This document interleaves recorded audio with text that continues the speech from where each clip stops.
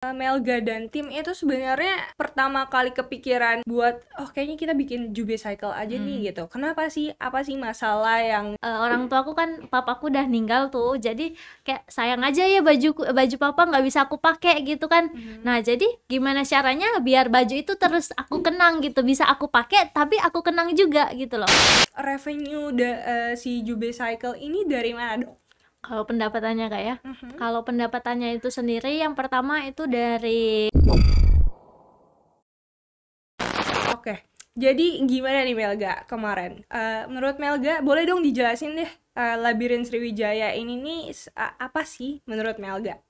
Kalau menurut aku ya, Labirin Sriwijaya itu laboratorium kewirausahaan dan inovasi sosial. Nah, yang digugus oleh PCMI yaitu Caraka Muda Indonesia. Dan kali ini mereka itu collab sama Yacht Collab, UNDP, dan Dispora. Jadi langsung sama pemerintah gitu.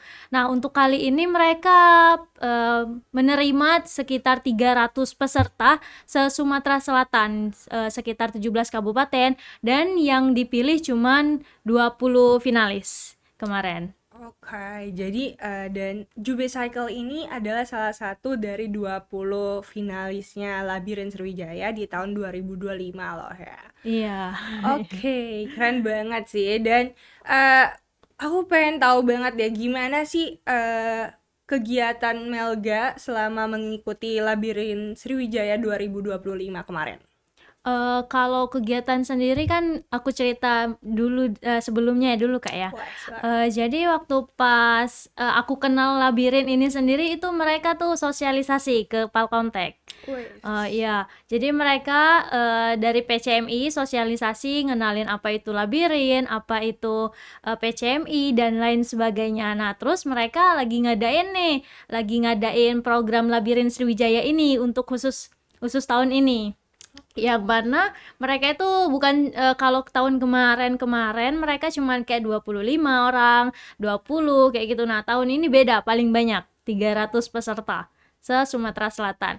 Nah, waktu pas mereka sosialisasi kebetulan dari mata kuliah Palkomtek sendiri, aku kan mahasiswa bisnis digital tuh ya. Jadi mereka di MK aku itu ada program UAS. Program UAS, project UAS itu kita bikin suatu bisnis. Ya, yang mana collab sama 4MK. 4MK itu seperti komunikasi bisnis, matematika bisnis, desain grafis sama pemodelan bisnis. Nah, dari hasil 4 MK itu tadi dapatlah suatu project bisnis kami yang namanya Jube Cycle. Nah, karena kebetulan nih kan sama tuh ada program dari Labirin Sriwijaya bikin kayak boleh tuh kalian kalau mau gabung untuk yang pengen ikutan gitu kan cuman bisnis ide doang itu bisa banget tuh kalau kalian mau. Nah, karena kami juga buat bisnis terus juga dari Labirin buat bisnis jadi ya udah kita daftar mumpung gratis juga Oke. gitu. Dan ini Labirin Sriwijaya ini berarti menerima 2 tahap ya. Mm-mm. Setauku itu ada bisnis ideation yang Iya, kayak punyanya Melga ini, Jube iya, mm-mm. Cycle, dan juga bisnis prototype. Iya benar banget. Oke, dan Labirin Sriwijaya ini juga mendukung banget sih ya kayaknya jiwa-jiwa entrepreneur di pemuda-pemudi Sumatera Selatan dan mungkin kedepannya juga bakal se-Indonesia ya kita lihat Iya. aja nanti.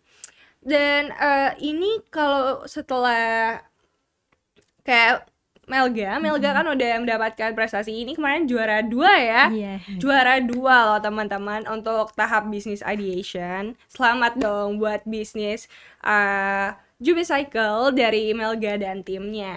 Nih. Nah, tapi sebelumnya boleh dong diceritain lagi lebih detail dan terinci nih. Apa sih buat mungkin kan banyak nih teman-teman dan penonton Palkomtek TV yang lainnya yang mungkin belum kenal nih sama Jube Cycle ya. Mm-mm. Jadi boleh dong dijelasin Jube Cycle sendiri itu tuh apa sih?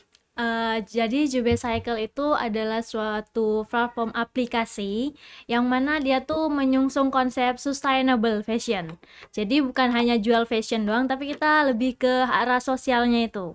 Nah, yang mana dalam aplikasi itu kita bikin marketplace untuk para UMKM Indonesia, khususnya Indonesia ini Kak ya, apalagi Palembang, itu yang pengen jualan ke kita itu boleh banget tuh di situ. Tapi itu khusus untuk produk-produk sustainable, bukan kalau berbeda ke SOP gitu. Oke. Nah, selain itu di Jube Cycle itu punya beberapa fitur. Boleh aku jelasin nggak semua fiturnya? Boleh, Iya. silakan dong. Fitur unggulan aja ini Kak ya.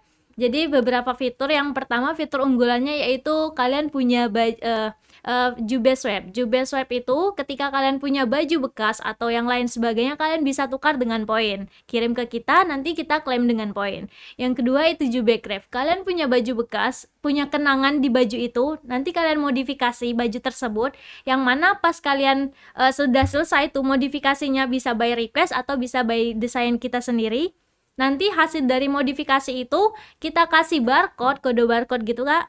Pas di scan nanti ada cerita di balik baju tersebut. Widih, Iya. jadi bisa memorable banget ya Bener, buat storytellingnya user-usernya. ada storynya di balik itu. Makanya slogan kita Jube Cycle, Cycle Your Story gitu. Oke, Nah, betul. terus yang ketiga itu fiturnya Jube donasi, yang mana kalau misal kakak pengen donasi, bingung tuh mau cari yang mana sih yang terpercaya, kalian boleh banget tuh di sini.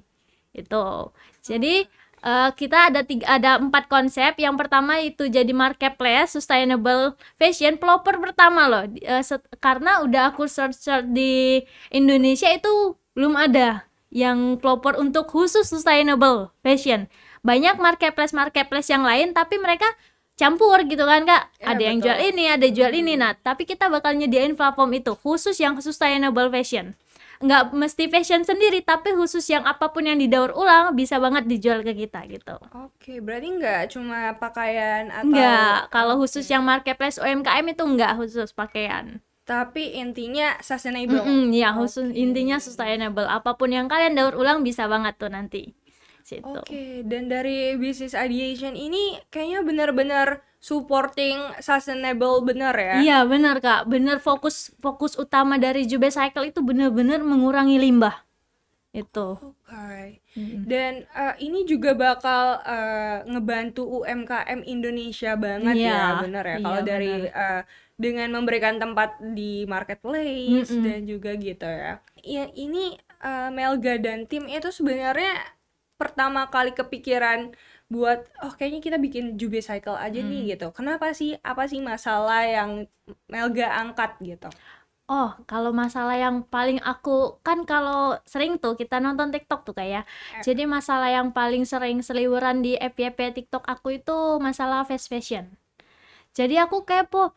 Iya bener banget sih, aku juga ya, apalagi kita cewek-cewek kayak kalau masalah fast fashion ini bener-bener kayak ganti baju, kalau udah masuk Instagram kayak nggak punya baju.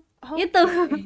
Jadi mau beli baju mulu Mau ya, beli baju gitu. mulu, sedangkan baju di lemari tuh banyak. Terus aku bingung gimana sih caranya, kayak sedangkan aku search lagi sampah baju itu berapa sih? Ternyata sampah jumlah baju itu di dunia itu sekitar 92 juta ton per tahun, dan perkiraan pada tahun 2030 itu sekitar 132 juta ton. Itu banyak sih Kak ya. Kayak kenapa aku masukin kayak story itu karena aku sendiri kan orang tua aku kan papaku udah meninggal tuh, jadi kayak sayang aja ya baju papa nggak bisa aku pakai gitu kan. Nah jadi gimana caranya biar baju itu terus aku kenang gitu, bisa aku pakai tapi aku kenang juga gitu loh.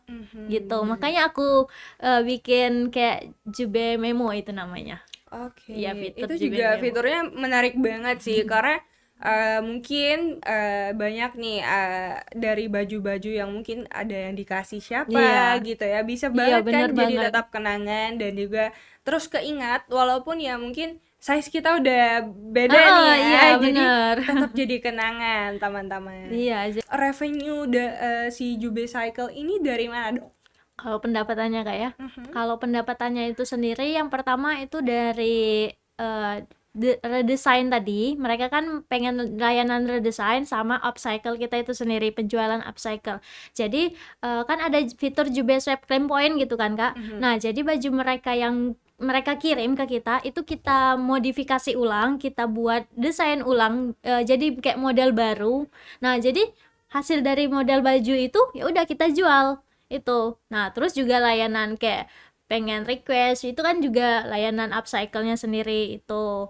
Terus kalau misal pengen berlangganan Jube Memo kan kita kalau harus terus-menerus ya pasti kita pinginnya untung ya Kak ya. Jadi ada langganan Jube Memo, jadi nggak, paling trialnya sekali gitu. Terus sisanya kayak kalau mau lagi bisa berlangganan itu, atau enggak kita bikin jasa sekali pengen masukin barcode Jube Memo itu sekitar 10.000 kayak gitu. Oke. Terus juga dari pendapatan UMKM yang join ke kita gitu. Jadi kan mereka kayak ada berlangganan, Bagi hasil ya gitu. berlangganan, lebih ke berlangganan Kak. Kayak pengen promosi, pengen ini aku diangkat gitu. Nah, nanti mereka bisa banget tuh buat kayak promosi paling tinggi FYP-nya gitu, dikasih fitur iklan kayak gitu. Oke. Dan ini untuk bagian yang UMKM Iya, ya? ini untuk yang bagian UMKM.